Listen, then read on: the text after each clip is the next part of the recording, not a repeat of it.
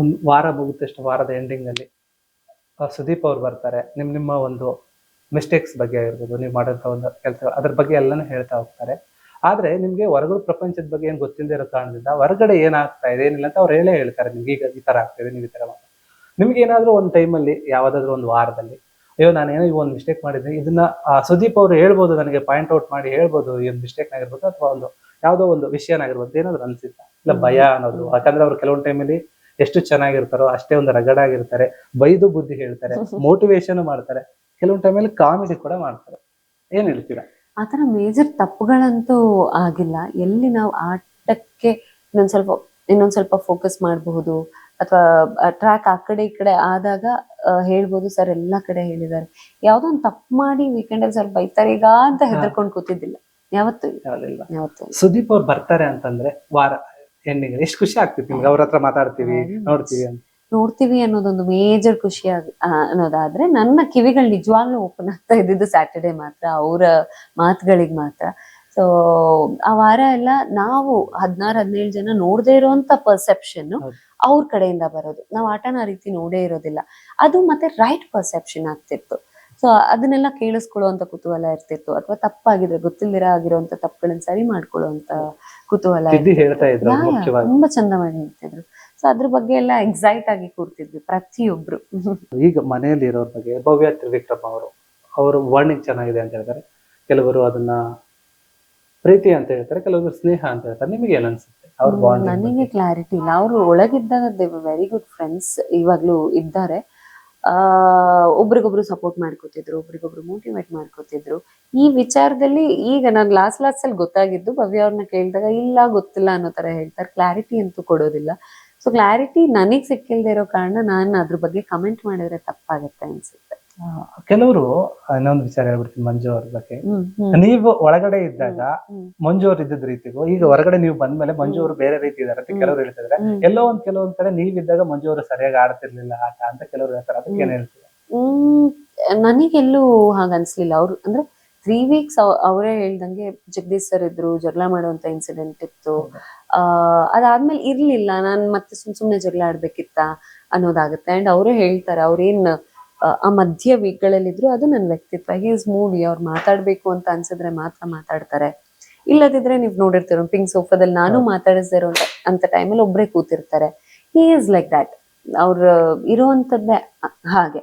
And ಈ last ವಾರದಲ್ಲಿ ನೀವು ನೋಡಿದಾಗ ಅದ್ ಒಂದು ಟಾಸ್ಕ್ ಅಲ್ಲಿ ಸ್ವಲ್ಪ ಫ್ರಸ್ಟ್ರೇಟ್ ಆಗ್ತಾರೆ. ಟಾಸ್ಕ್ ಇದ್ದಿದ್ದೆ ಹಾಗೆ, ನೀವು ಹೊಡಿಬೇಕು, ಮಾಡ್ಬೇಕು, ಕಿರ್ಚಾಡ್ಬೇಕು. ಸೊ ಅಲ್ಲಿ ಕಿರ್ಚಾಡಿದ್ದಾರೆ. ಮತ್ತೆ ಗೌತಮಿ ಹೋದ ತಕ್ಷಣ ಕಿರ್ಚಾಡಿದ್ರ ಅಂದ್ರೆ ಇಲ್ಲ, ಟಾಸ್ಕ್ ಇದ್ದಿದ್ದು ಹಾಗೆ. ಅದಕ್ಕೂ ಇದಕ್ಕಿಂತ ಅಂದ್ರೆ ವ್ಯತ್ಯಾಸ ಇಲ್ಲ. ಅವರು ವ್ಯತ್ಯಾಸ ಅಂದ್ರೆ ನೀವು ನೋಡಿದ್ರಿ ಅಂತ ಹೇಳಿದ್ರು ಮುಖ್ಯವಾಗಿ, ನೀವು ಅಲ್ಲಿ ಒಳಗಡೆ ನೋಡಿದ್ದಕ್ಕೆ ಈಗ ಅವ್ರು ಆಡ್ತಾ ಇರೋದಕ್ಕೆ ಏನಾದ್ರು ವ್ಯತ್ಯಾಸ ಇದೆ? ಇಲ್ಲ, ಸಿಟ್ಟು ಬಂದಾಗ ಸಿಟ್ಟು ಮಾಡ್ಕೋತಾರೆ, ಇಲ್ದಿದ್ರೆ ಇಲ್ಲ.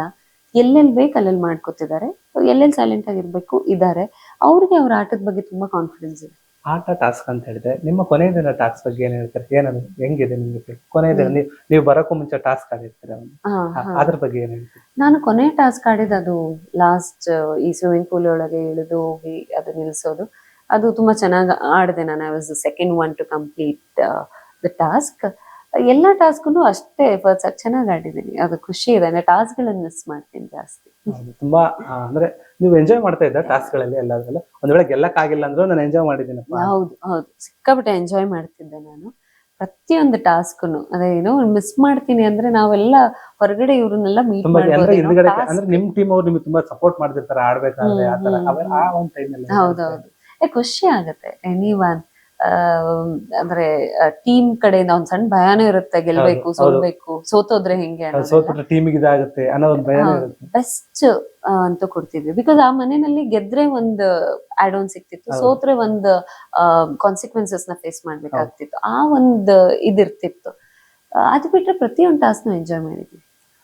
ಭವ್ಯ ಅವ್ರ ಬಗ್ಗೆ ಕೆಲವೊಂದು ಮಾತಿದೆ, ಸಮಯ ಸಾಧಕಿ ಅಂತ. ಏನ್ ಹೇಳ್ತೀರಿ, ಹೌದಾ ನಿಜಾನ? ಸಮಯ ಸಾಧಕಿ ನನಗೆ ಗೊತ್ತಿಲ್ಲ, ಬಟ್ ಆಟ ಆಡೋ ಬರದಲ್ಲಿ ಒಂದ್ ಸ್ವಲ್ಪ ಅಲ್ಲಿ ಇಲ್ಲಿ ತಪ್ಪುಗಳಾಗಿದೆ. ಅದನ್ನ ಸರ್ ಹೇಳಿದ್ದಾರೆ, ನಾವು ಮಾತಾಡಿದೀವಿ, ಅವರು ಅಕ್ಸೆಪ್ಟ್ ಮಾಡಿದ್ದಾರೆ. ಅದು ಆಟ ಆಡ್ತಾ ಆಗಿರೋಂಥ ತಪ್ಪುಗಳು. ನಿಮ್ಗೆ ನನಗೆ ತುಂಬಾ ಇವರು ಪದೇ ಪದೇ ಇರಿಟೇಟ್ ಮಾಡ್ತಿದಾರಪ್ಪ ಅಥವಾ ಮೇಲ್ಗಡೆ ಹೇಳಕ್ ಅನ್ಸಿಲ್ಲ ಅಂದ್ರೆ ಒಳಗಡೆ ಯಾರ ಬಗ್ಗೆ ಅದು ಅನ್ಸುತ್ತಾ? ಗೌತಮಿ ಅವ್ರಿಗೆ ಇಂಥವ್ರು ಆಟ ಕೊಡತ್ತಾರ, ಬೇಜಾರ್ ಮಾಡತ್ತಾರ ಇರಿಟೇಟ್ ಆಗುತ್ತೆ ಒಳಗಡೆ ಹೊರಗಡೆ ಆಗ್ತಾ ಇದ್ದಂತ ಜಗಳನೆ. ನಿಮ್ಗೆ ಅಲ್ಲ ಅನ್ಸಿದ್ದು? ಅದೇ ಬಿಗಿನಿಂಗ್ ಡೇಸ್ ಅಲ್ಲಿ ಆಗ್ತಾ ಇದೆ ಅಂತ ಜಗಳ ಜಗದೀಶ್ ಸರ್. ಯಾಕೆ ಅವ್ರು ಚೆನ್ನಾಗೂ ಇರ್ತಿದ್ದನ್ನ ನೋಡ್ತಾ ಇದ್ನಲ್ಲ, ಈ ರೀತಿ ಯಾಕಿದ್ದಾರೆ ಅಂತ ಹೇಳಿ ಸ್ವಲ್ಪ ಇರಿಟೇಟ್ ಆಗುತ್ತೆ. ಅದು ತುಂಬಾ ಬೇಗ ಹೋಗ್ಬಿಟ್ರು ಅವರು. ಹೋದಾಗ ನಿಮ್ಗೆ ಹೌದು ಇವ್ರನ್ನ ಕಳಿಸಿದ್ದು ಸರಿ, ಜಗದೀಶ್ ಅವ್ರು ಹೋಗಿದ್ ಸರಿ ಕಾರಣ ಅಂತ ಅನಿಸ್ತಾ ಇಲ್ಲ ಹೋಗ್ಬಾರ್ದಿತ್ತು ಇರ್ಬೇಕಂತ ಅನಿಸ್ತಾ? ಇಲ್ಲ ಇರ್ಬೇಕಿತ್ತು, ಹೌದು. ಬಿಕಾಸ್ ಅವ್ರು ಒಳ್ಳೆ ಕಂಟೆಸ್ಟೆಂಟ್, ಅವರಿಗೆ ಅದುವೇ ರೌಂಡ್ ನೋಡಿದೀವಿ. ಅವ್ರು ಖುಷಿಯಾಗಿದ್ದು, ಜೋಕ್ ಮಾಡಿದ್ದು ಎಲ್ಲ ನೋಡಿದೀವಿ.